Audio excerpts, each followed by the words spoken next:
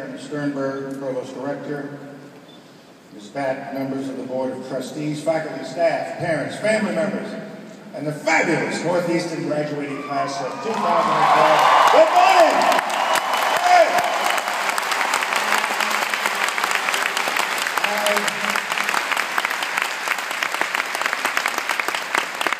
I'm so pleased to be with you on this beautiful spring morning on this historic campus that has produced so many of America's leaders.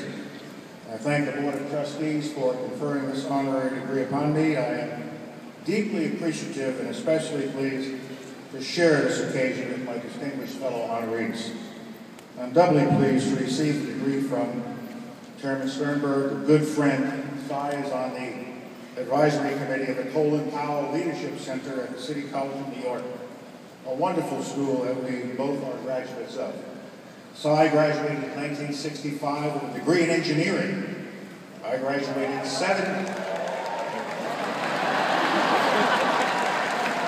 Wait a minute now. I graduated 7 years earlier as a soldier, having busted out of engineering, okay? In his success, Cy has never forgotten the obligation he has to the schools that gave him the education that led to that success. And I offer my congratulations to Chairman Sternberg as he steps down from the chairmanship of the Board of Trustees, but we are fortunate that he will continue on the board. This is the first time I have ever been on the campus of Northeastern University, and a beautiful and creative and exciting campus it is. But I'm not a stranger to this neighborhood. I have to tell you this story. Many years ago, I was a young infantry lieutenant stationed at Fort Devens, Massachusetts, about 40 minutes to an hour west of here. One day, a fellow lieutenant asked me to join him on a double date with some young ladies who lived in the Back Bay section, about 5 minutes from here on Marlborough Street. He was interested in one of the ladies, and he asked me to join him to run interference with the other one, to get her out of the way. I had never been on a blind date, but he persuaded me to, go give it a try. She was no more interested in a blind date than I was. I was a young Army lieutenant from Harlem in the South Bronx. She came from a prominent family of educators in Birmingham, Alabama. She was working on a master's degree here in Boston at Emerson College, and she worked at the Boston Guild for the Hard of Hearing. She was definitely out of my league. I walked in and was pleasantly surprised, as apparently was she. We ended up dating for a number of months, and then President Kennedy had an idea. Let's send Powell to Vietnam to help with the buildup of advisors to see if we can help the Vietnamese. I was to be part of that team. I was excited and anxious to go. So I drove to Marlborough Street and shared this news with the young lady. I talked about the adventure that was ahead and that this was what being a soldier was all about. She listened patiently, and then she quietly said, "What about us?" "No problem," I said. "I'll be back in a year." Her eyes narrowed, and she raised one of those scary eyebrows that women sometimes raise. I knew I was in trouble. We were married 2 weeks later in Birmingham.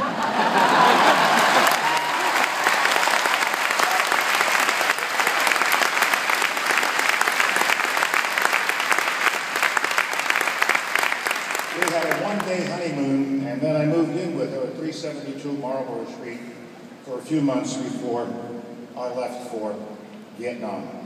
The wonderful little one-roomer that was our first home. This August, I and Alma, the pretty girl from Marlborough Street, will celebrate our 50th wedding anniversary. Thank you, Boston! Thank you, Marlborough Street!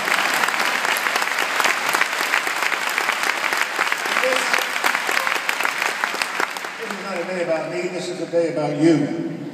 This is especially a day for your parents, as with joy in their hearts they see the culmination of all those years of anxiety, love, panic, and cost in this moment of achievement and success. Now, I noticed I was coming in, you're all trying to spot where your parents are, your parents are trying to spot them. So let's stop right now. All of you get up, find your parents, blow them a kiss and say, "Thank you, I love you." Go ahead, good.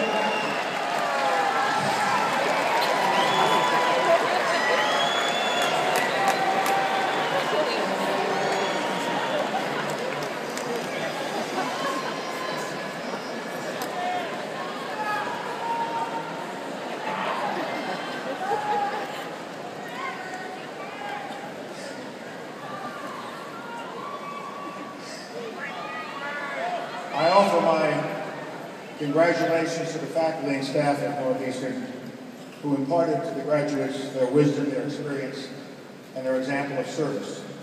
You owe them a great deal, so please applaud this faculty and staff.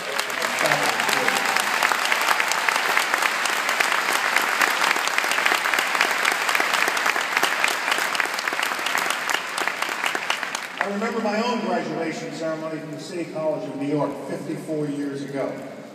I was not planning to attend the ceremony. It was a night ceremony in a dark outdoor stadium, and it was a large class like this one. And you didn't get to cross the stage and have your name called out. So I figured my mother wouldn't notice that I wasn't there. In fact, I was at the Emerald Bar, about a block or so away, with a number of my fellow miscreants, figuring, we'll have a good time, we'll show up later. However, mothers being mothers, she sniffed the air. They did not catch my scent. She knew where I was. That was the worst part. Mothers are like that. And so she sent a couple of my cousins over to catch me and to drag me back to the ceremony. She had waited a long time for that moment that was not to be denied. And as the president noted, although most folks forget such things about what the speaker said or what the president said, I still remember who the graduation speaker was 54 years ago. It was another CCNY graduate, Dr. Jonas Salk, the developer of the Salk vaccine that defeated polio, which was so terribly common in those days. I pray that 54 years from now, you will remember who your graduation speaker was. The name is Powell, P-O-W-E-L-F. Don't forget it. Don't forget it.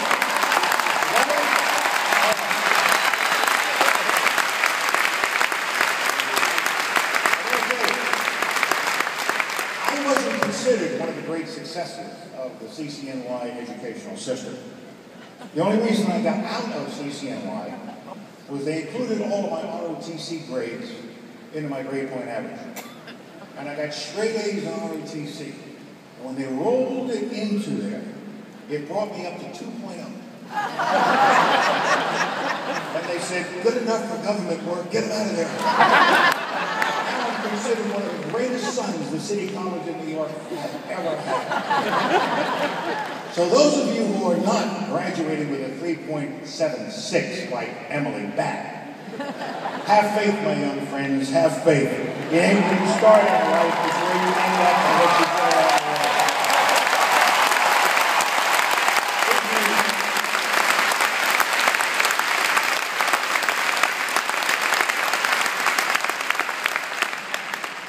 Did you work hard?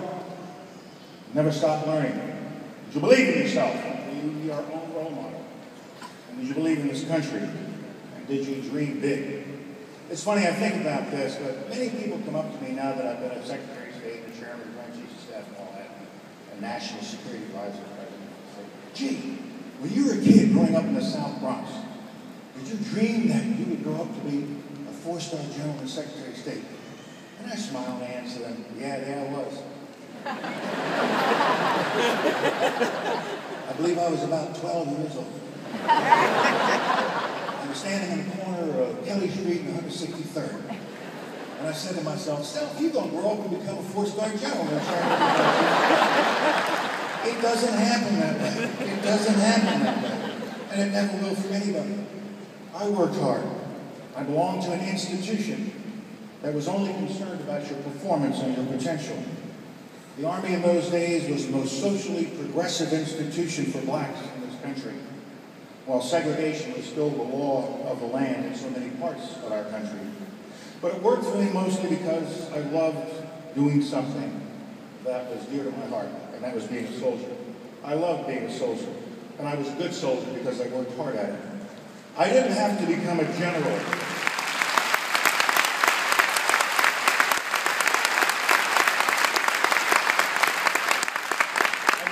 Become a general to find satisfaction in my career, nor was that ever promised to me. I found satisfaction every day, knowing that I was trying to do my best and that I was serving my country.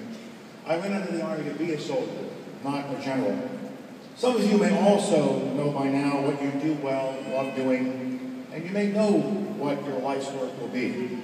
But many of you may still be unsure, still looking around, and you may change your mind several times in the years ahead. Wherever you go, whatever path you follow, you have been well prepared by the rigorous education you received here at Northeastern. As each of you looks toward your future, always focus on finding that which you do well and that which you love doing. Do something that gives you satisfaction every day and makes our society a better place. Do something that helps your fellow citizens. Make sure you give a good measure of your time and your talent and your treasure in service to others. The need to serve others has never been greater in our nation. Money and position will or will not follow, but satisfaction will always be there. Always have a purpose in life that is beyond position and money. The marvelous and famous Northeastern co-op and service programs expose you to the non-academic world, to ground you and connect you to the real world that you will be a part of. Above all, participate in the governing of this country. Serve on local committees and boards. Seek public office, and seek elected office if you are so inclined. You know, we complain a lot today about politics and politicians, and with good reason. But we can't sit around waiting for Superman to come save the day. We, the people, are the supermen and superwomen. We are the deciders. So make yourself smart about the issues. Don't fall for slogans and one-liners and super PAC money. Don't fall for the hate peddlers and the cable-funded commentary. You make your own mind up and make your own decision.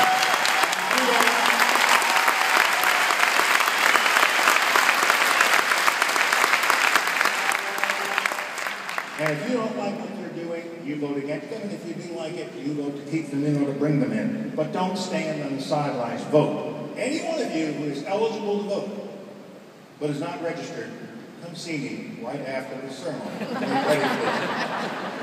We need in our political life now the kind of consensus building that our founding fathers used to outline. I still think about them in Philadelphia in 1787 for 4 months, and then I compare it to what our political system is like now. They sat there for 4 months, and they all had strong views. These were men of powerful opinions, but they knew they had to find compromise with each other. It's good to fight for what you believe in, but at some point you have to realize the other person may have a point and come together. And so they compromised on what the House of Representatives should look like, the power of the president. They compromised on what the Senate should look like, what the Congress should do. They compromised on one of the most difficult issues facing them at that time, slavery. And they couldn't solve it because they were there to create a nation and a constitution, not to solve this problem, so it had to be put off. If these men in a hot room in Philadelphia, with no press watching, could do this so long ago, why can't our politicians give us a budget that makes sense?